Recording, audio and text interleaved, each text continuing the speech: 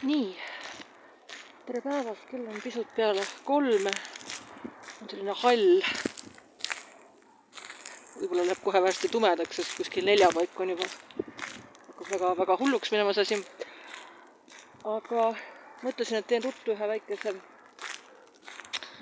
väikese mõtiskluse siin Toomemäel. Toomemäe on koht, mis tavaliselt nagu sümboliseerib Tartut ja ma olen tegelikult, kui ma Tartusse kolisin, kui käisin siin rohkem, aga nüüd ma käin võib-olla kord kuus, kui sedagi. Et pigem olen botaanika-aias või kuskil.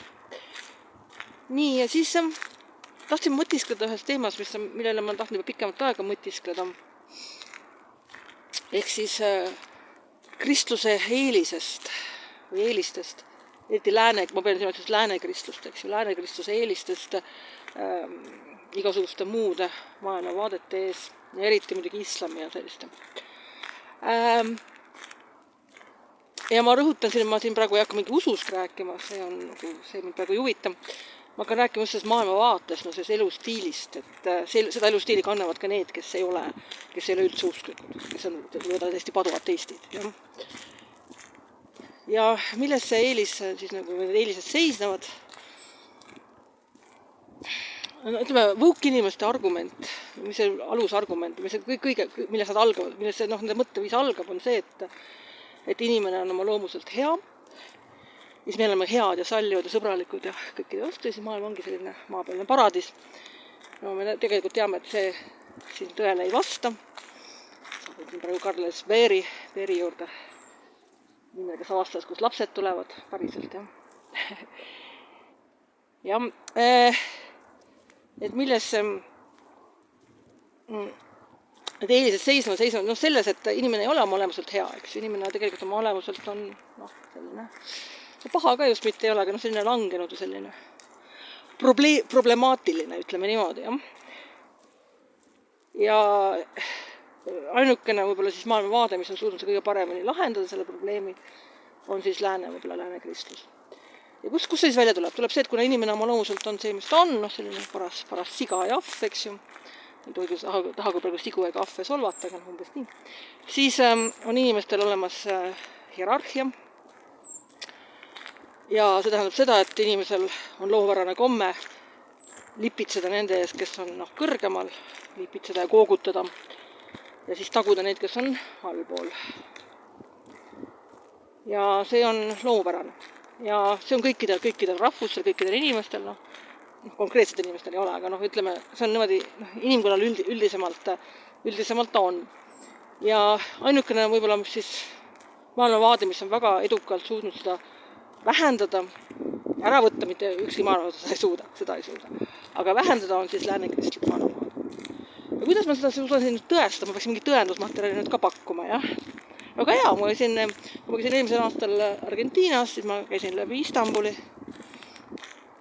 Selline sekulaarne riik, aga ikkagi islamil põhinev, jah. Ja siis ma olin Buenos Aireses ja mõlemad, Istanbul ja Buenos Aires on majanduslikult, ütleme, käpuli. Ja Argentiinas oli väga meeldiv olla, väga meeldiv. Ei mingit probleeme. Ja Istanbulis isegi mu viimane kogemus, mis mul oli politseioperatsioon, jah, ma langesin kuritegevuse ohvriks ja ütleme niimoodi, et Argentiinas oli see ka, et kui saad rikkamale, sa pead maffiaga natukene asju ajama, et raha saada. Ja ma ütlen, et Argentiina maffiameestega oli meeldivam asjada kui Türgi politseiga. Ja sellega on vast ka kõik juba öeldud. Ühesõnaga, ma ei tundnud Argentiinast kordagi, ma olen kuskil ohus, mul on halb olla. Ma ka väga hilistel aegadel käisin väljas, sest seal süüakse väga hilja ja niimoodi. Ja tunne oli selline. Ja ma hakkasin mõtlema, miks see nii on, et miks on Istanbulis, ma tundsin väga ebameeldivalt juba ma olin küll transiidis, eks ju, aga ma käisin sellega linna ekskursioonil, mis lennufirma pakub seal ja kõik see tunne oli kuidagi väga selline krampis ja paha. Ja sa teadsid, et sa ei ole nagu heas kohas. Ja see ongi. Ja Eestis tegelikult, ma hakkasin mõtlema, kes on türklased on venelased, kes on steroidide peal. Ja Eestis tuleb see tulebki just, et see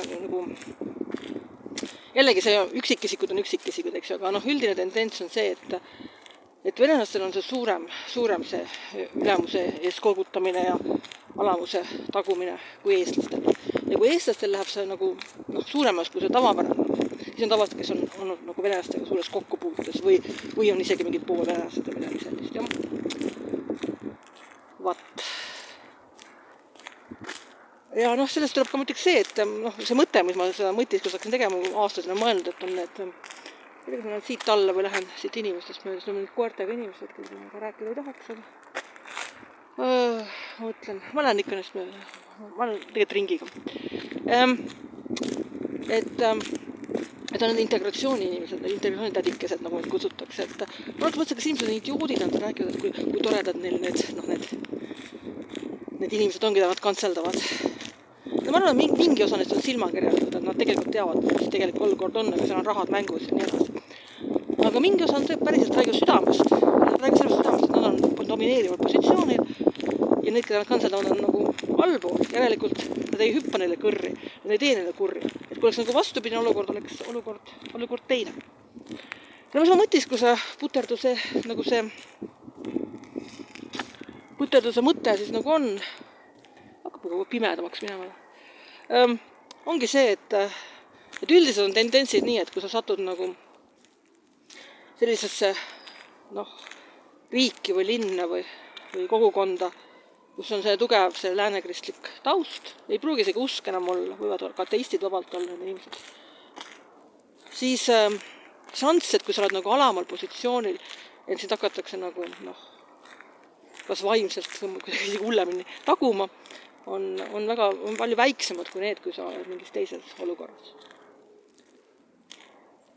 Ja see on huvitav, et võrrelda ka ennast ja mitmel positsioonil, kui sa oled nagu allol positsioon või domineerib positsioon või mingi muu.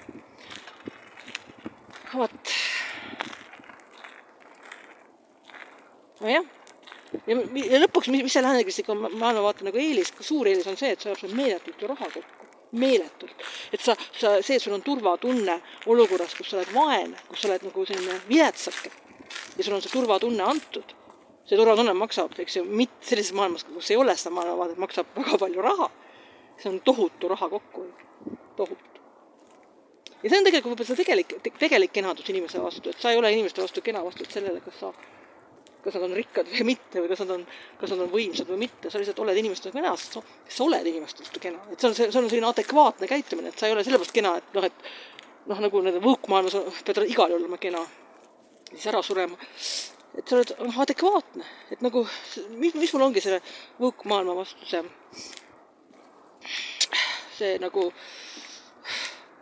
ärritunud tunne või halb tunne on see, et nad ei ole adekvaatsed, et nad nagu eeldavad, et ma tahan olla kuri inimese vastu, kes minu vastu ei ole kuri.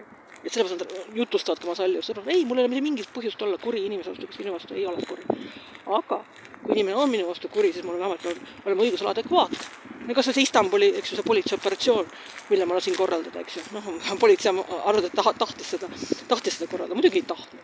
Aga ma oskasin piisavalt kriisata, ma oskasin olla adekvaatne ja ma oskasin selle operatsiooni nagu läbi suruda. Ja samamoodi, kui inimene on minu vastu kena, eks ju, siis ma ei hakka talle kõrri, sest miks see peaks olema, mis põhjus see peaks, selles ei ole mitte mingit põhjus. Ja see võuk inimesed nagu jutustavad oma sallivust ja sõbralikust, tähendab seda, et nad nagu eeldavad, et inimene tahab ise olla mingil põhjusel, mitte mingil põhjusel, vaid ilma mingi põhjuseta tahab olla kuri. Ja see on vastuvõetamatu. Aga jah, praegu on värvid muutuvad. Tundub, et see mobiil hakkab otsi andma, sest aeg-ajalt lülitab ennast iseenesest välja ja mulle tundub, et ta on omadega õhtul varsti vaeseke.